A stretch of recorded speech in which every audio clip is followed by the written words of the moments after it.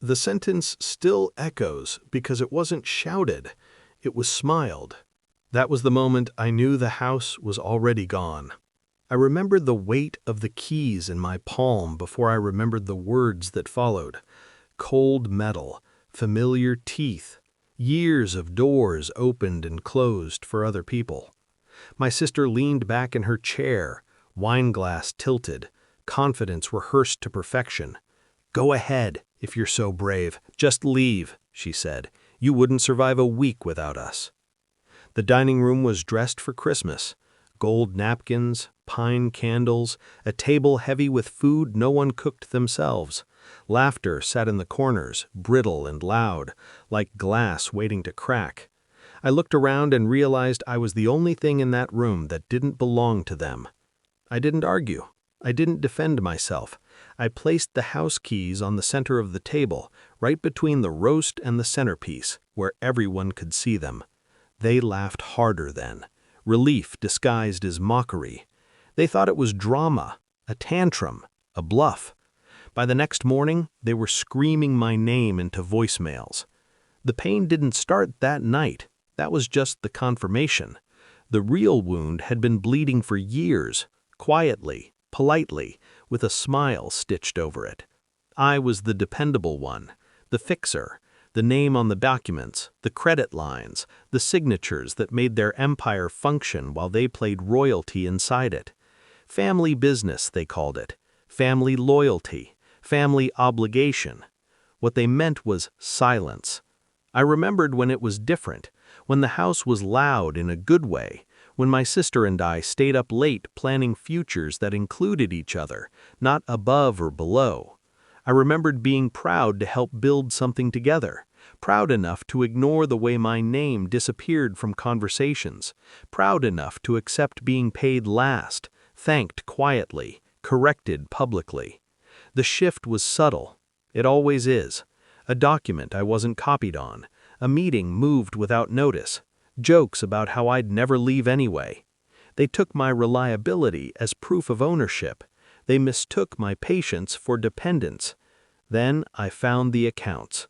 Not all at once, never all at once, just patterns, numbers rounded down, transfers explained away as temporary, assets moved into names that weren't mine. I didn't confront them. I watched. I learned the rhythm of their lies. I learned who signed what, who needed me where, and how often they used my access without asking. The truth arrived fully formed one night, clean and merciless. They didn't need me as family, they needed me as infrastructure. So I became quiet in a new way. I stopped correcting mistakes they made, stopped covering gaps, stopped reminding them of deadlines that weren't mine to manage. And then I left. Not dramatically, not with speeches or ultimatums. I resigned from everything I legally could, exactly as the contracts allowed. I withdrew guarantees. I transferred ownership of what was indisputably mine. I locked every door I had once kept open for them. I timed it perfectly. Christmas morning, my phone lit up like a crime scene. 66 missed calls before noon, messages stacking on top of each other, confusion first, then anger, then panic stripped bare. "Something's wrong. Call me now. What did you do?" What I did was nothing. Without my signatures, payroll stalled. Without my credit, suppliers froze. Without my presence, banks asked questions no one else could answer. Their empire wasn't built on vision.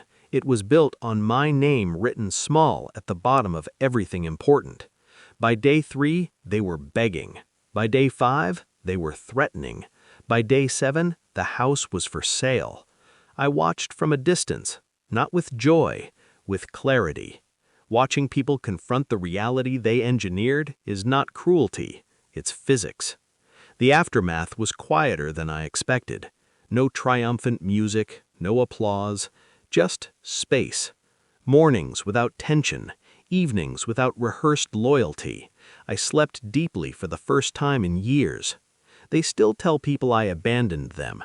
I let them, because the truth is simpler and far more damning. I walked away, and everything they claimed to own collapsed under its own dishonesty. I didn't destroy them, I stopped holding them up. The keys are still where I left them, I imagine, on a table dressed for a holiday that never came. Proof that courage isn't surviving without people who exploit you, it's letting them discover they never survived without you.